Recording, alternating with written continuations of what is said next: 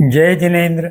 Jain soul इस मेरी channel पे आप हमारे वीडियो देखने के पश्चात लाइक करें, सब्सक्राइब करें और नोटिफिकेशन बेल आइकॉन दबाएं, जिससे आपको हमारे वीडियो की सूचना सबसे पहले प्राप्त होगी। और आप हमें हमारे वीडियो के नीचे दिए गए पेज पर भी फॉलो कर सकते हैं। जय जिनेन्द्र। हम मंगल सूत्र के प्रकार का अभ्यास कर रहे हैं, अध्ययन कर रहे हैं। हमने इससे पहले आद्य मंगल यानी प्रारंभिक मंगल संबंधी विचार किया। आज हम शेष दो प्रकार जो है मध्य मंगल और अंत्य मंगल, इनके संबंध में विवेचन करेंगे। मध्य मंगल, कोई भी कार्य प्रारंभ करने के पश्चात उसका जो क्रियान्वयन का हिस्सा है, जो प्रारंभिक भाग से आगे का हिस्सा है और अंतिम भाग से पहले हिस्सा है, वह काफ़ी लंबा रहता है। और इस काल में भी हम जो मंगल विचार करेंगे वो विचार हमारे कार्य को सफल बनाने में सहायता करेंगे। तो इस मूलभूत संकल्पना के साथ हम मध्य मंगल के संबंध में और थोड़ा अधिक जानते हैं। इसमें भी दो प्रकार कहे जा सकते हैं। लौकिक मंगल। लौकिक मंगल का अर्थ है संकीर्तन करना, जैसे विविध प्रकार के स्तोत्र उपलब्ध है, कोई स्तवन बनाते हैं। इस प्रकार जो रचनाएं की गई है या गद्य स्वरूप में जो कीर्ति की प्रशंसा की जा रही है, इस प्रकार के व्याख्यान प्रवचन द्वारा जो भक्ति की जा रही है, वे सभी लौकिक मंगल, मध्य मंगल के प्रकार है। कथा कथन, यह भी एक मध्य मंगल है। जैसे वेदों में शनिवार की देवता शनिदेव के भक्ति रूप में शनिवार के दिन शनिदेव की कथा सुनना या पढ़ना, या किसी मंगल कार्य की समाप्ति होने पर सत्यनारायण अर्थात विष्णु देवता की पूजा करना, कथा सुनना, या किसी और प्रकार की साध्य सामग्री सहित पूजा करना, यह मध्य मंगल का स्वरूप है। इसके पीछे मूल भावना यह है कि हमने जो कार्य हाथ में लिया है उसमें कोई विघ्न न आए, उसमें कोई बाधा न उपस्थित हो, उसमें कोई अवरोध न खड़ा हो।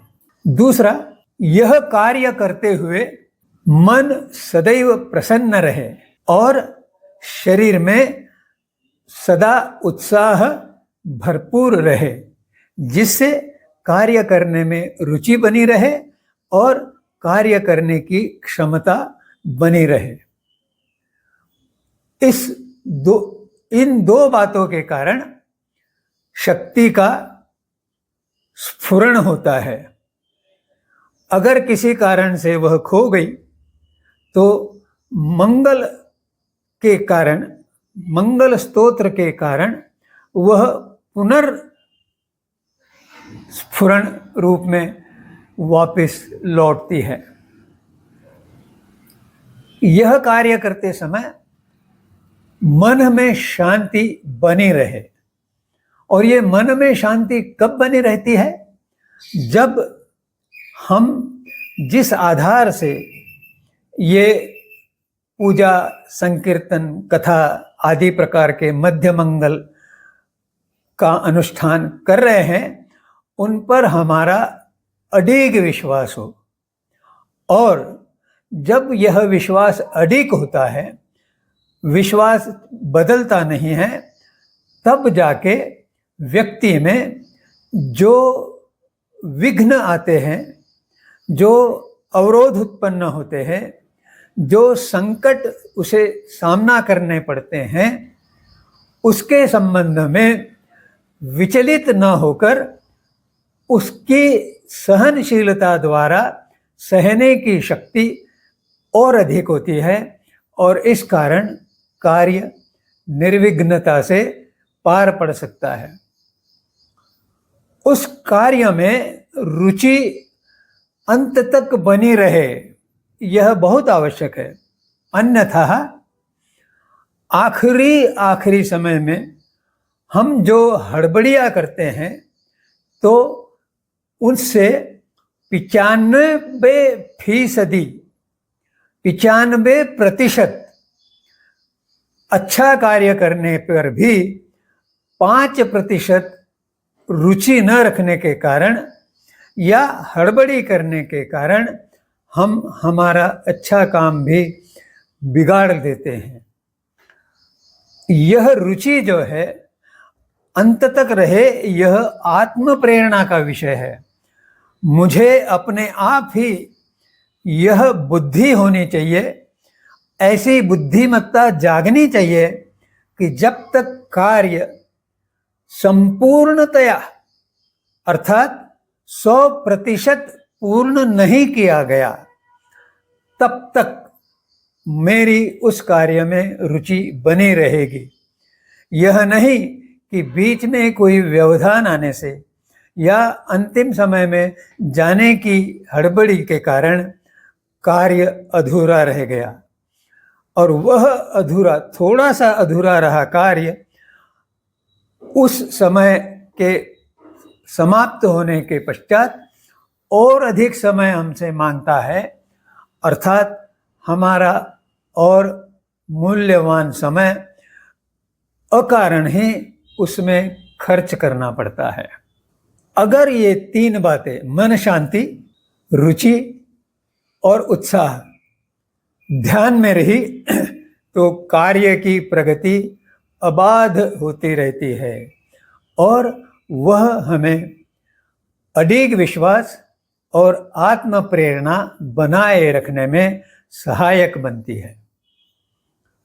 मध्य मंगल के संबंध में इतना विवेचन करने के पश्चात अब हम अंत्य मंगल यानी आखिरी अर्थात कार्य की समाप्ति पर जो मंगल बोलते हैं, उसके संबंध में बात करेंगे। लौकिक स्वरूप में यह वास्तु शांति, आरती या पूजा या आरती के साथ स्तवन, इस प्रकार की लौकिक क्रियाओं द्वारा समाप्ति की जाती है। परंतु अगर हम इसे अलौकिक बनाना चाहते हैं, आध्यात्मिक बनाना चाहते हैं, तो कार्य की समाप्ति पर हमारी संतुष्टि का भाव अधिक विकसित होना चाहिए, और जिस मंगल स्तोत्र के कारण हमारे कार्य सिद्धि बिना किसी संकट, बिना किसी परिशह, बिना किसी उपसर्ग समाप्त हुई, उस मंगल स्तोत्र का धन्यवाद प्रस्तुत करना चाहिए। और जिन लोगों ने उस कार्य में सहयोग किया, जिनके कारण वह कार्य करने में सहायता हुई, सहजता हुई, ऐसे लोगों के प्रति कृतज्ञता व्यक्त करना, यह भी आत्मिक या अलौकिक भाव है।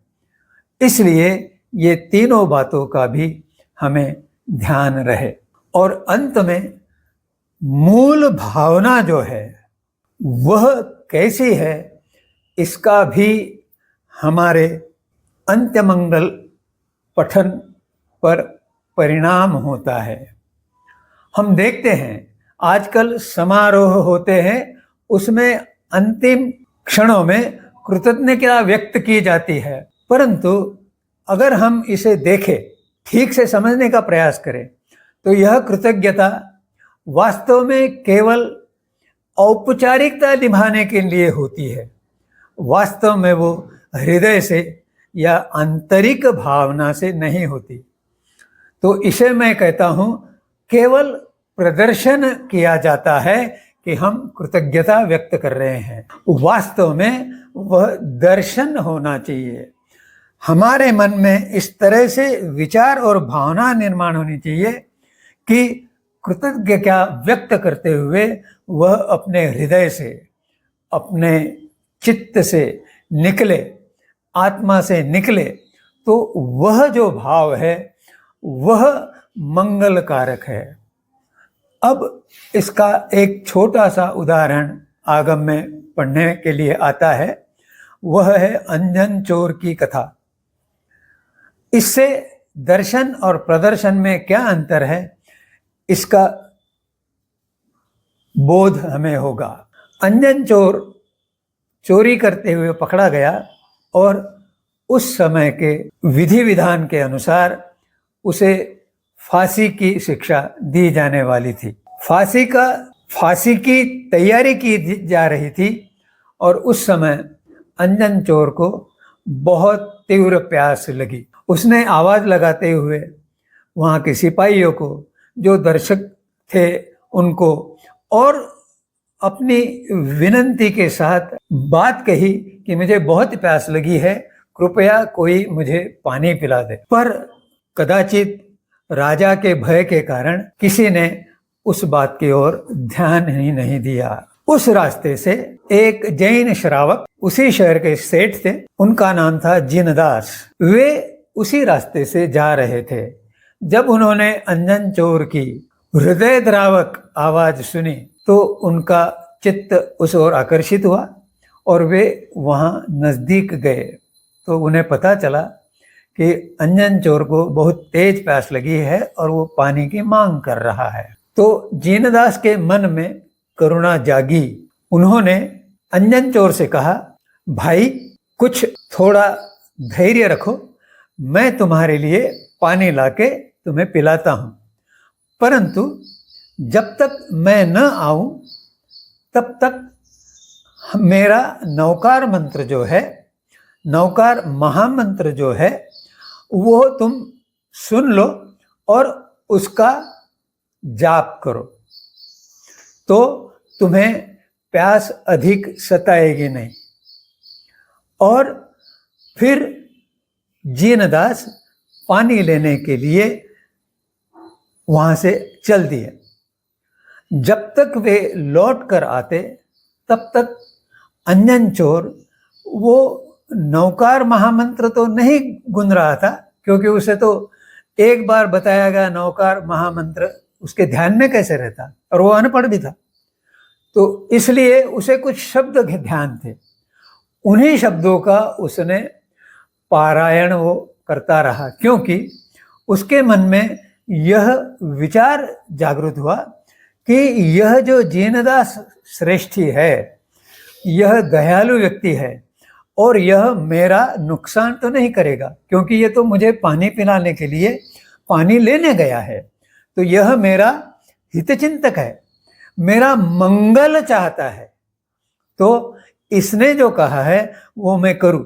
तो उसको जो शब्द याद थे उस आधार पर उसने वह पारायण किया और उसी समय उसका देहांत हो गया, उसके फांसी भी नहीं लगी। अब जब उसके मन में वह उच्च भावना थी, जो उसके मन में दर्शन के द्वारा जिनदास के स्वभाव का बोध होने के द्वारा उत्पन्न हुई थी, वह भावना उत्कृष्ट भावना थी, इसलिए उसको सुगति प्राप्त हो गई। चोर होते हुए भी वह अच्छी गति में पुनर्जन्म को प्राप्त हुआ। अंत में अरिहंत दर्शन यह गुणपरक है, अर्थात यह किसी व्यक्ति की पूजा में विश्वास नहीं करता, यह गुणों के आधार पर पूजा करवाता है। इसीलिए शास्त्र में कहा गया है, ते अरिहंता सिद्धायरि ओवध्याय साहवोणेया जे गुणमय भावावो गुणा एव पूज्या गुणत्थिणम।